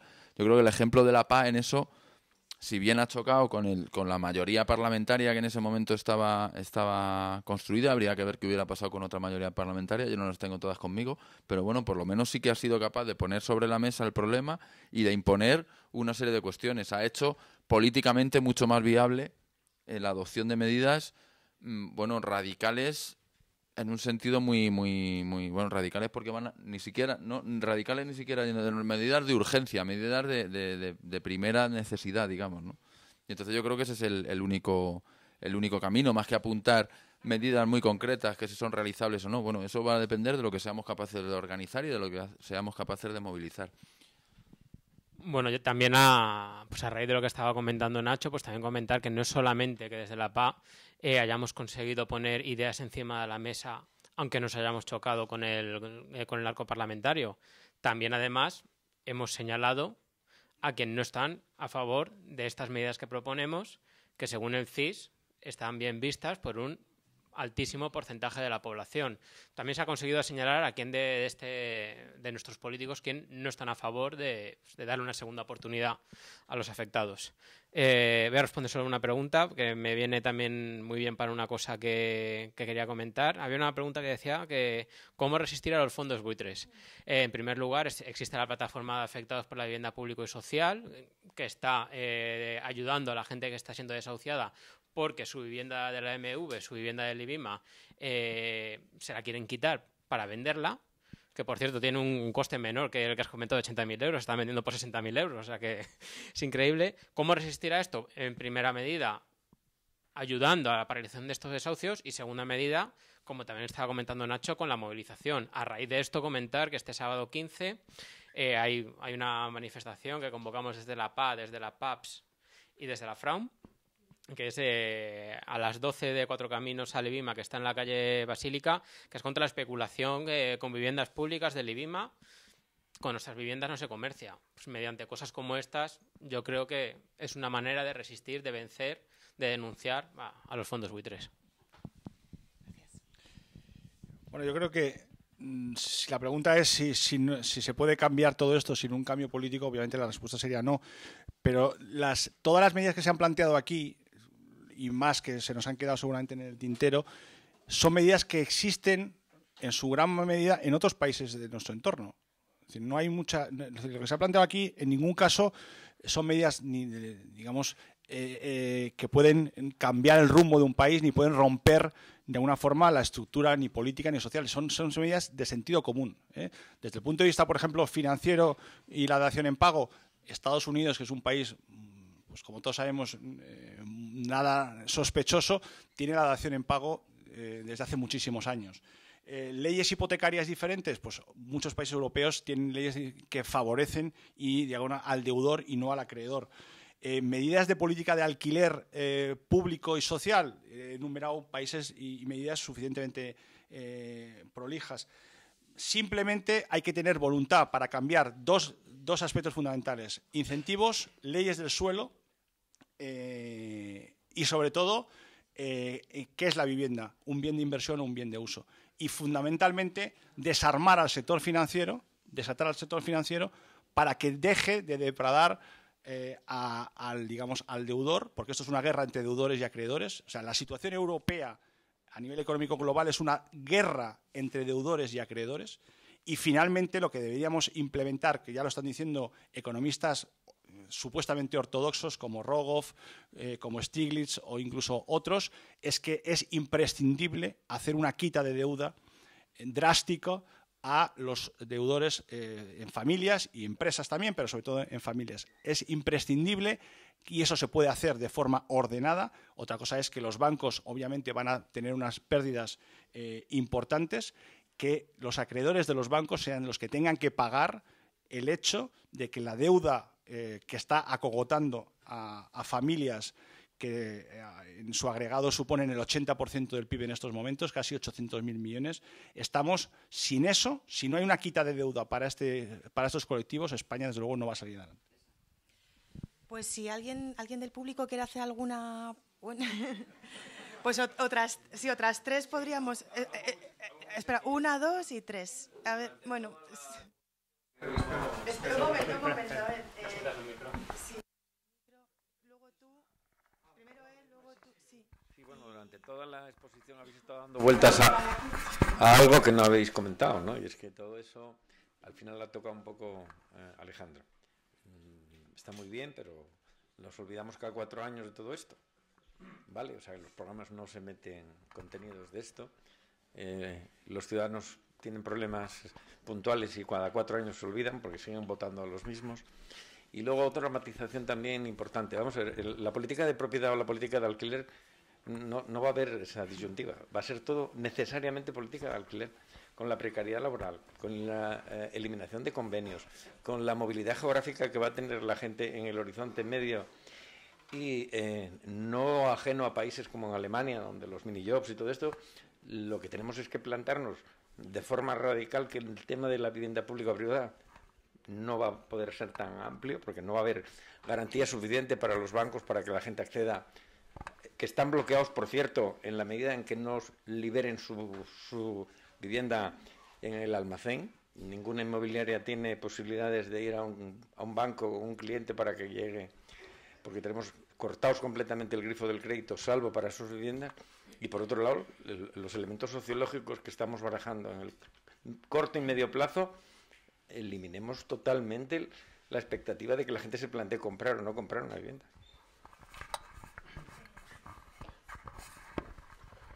Hola, ¿qué tal? Sí, yo lo quería comentar en cuanto has hablado de las movilizaciones sociales. Creo que es un punto súper importante que esto llegue, se socialice, se colectivice. No solo que está jodido con la vivienda, sino porque aquí nada más que nos acordamos de Santa Bárbara cuando truena, ¿sabes? Esto creo que es el momento de la militancia en los barrios. Yo me pregunto dónde coño está Izquierda Unida ahora, ¿sabes? Porque necesitamos a toda la población ayudando y siguiendo en todos los problemas que afectan a colectivos. No que solo me preocupe de la vivienda cuando a mi sobrino o a mi tía le han desahuciado, que solo me preocupo de salir a una manifestación cuando me he quedado yo sin curro. Entonces es donde el tejido social en los barrios tiene que empezar a conectarse y a dar el coñazo a la gente de que la movilización es algo de todos, que necesitamos todos estar a una.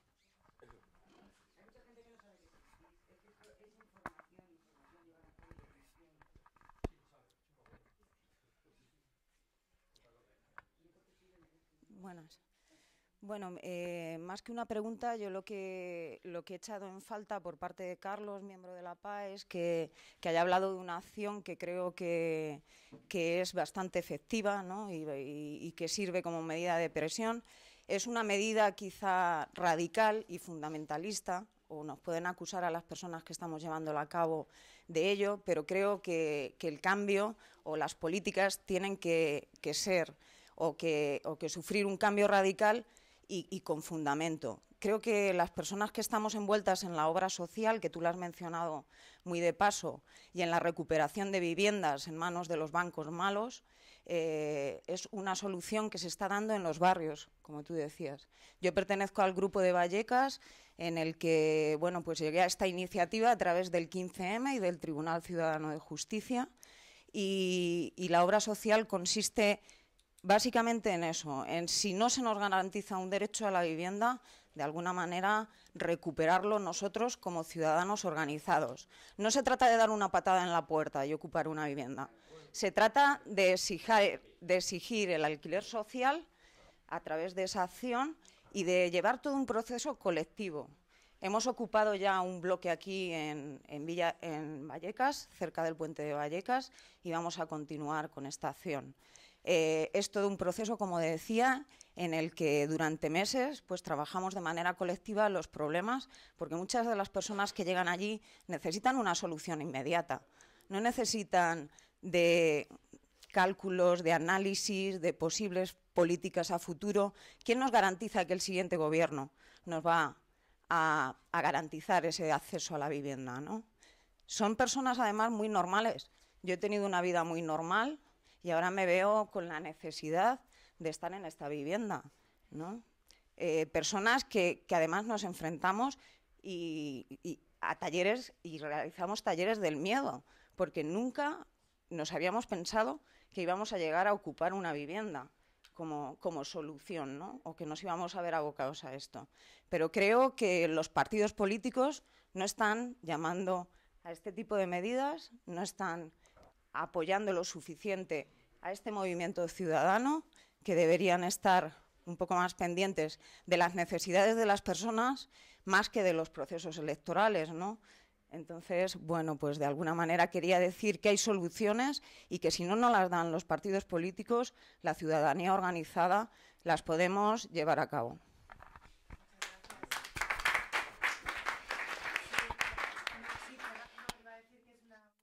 De cerrar este acto con tu intervención y que pido disculpas a las personas que se han quedado sin hablar, pero es que nos tenemos que marchar. Y gracias.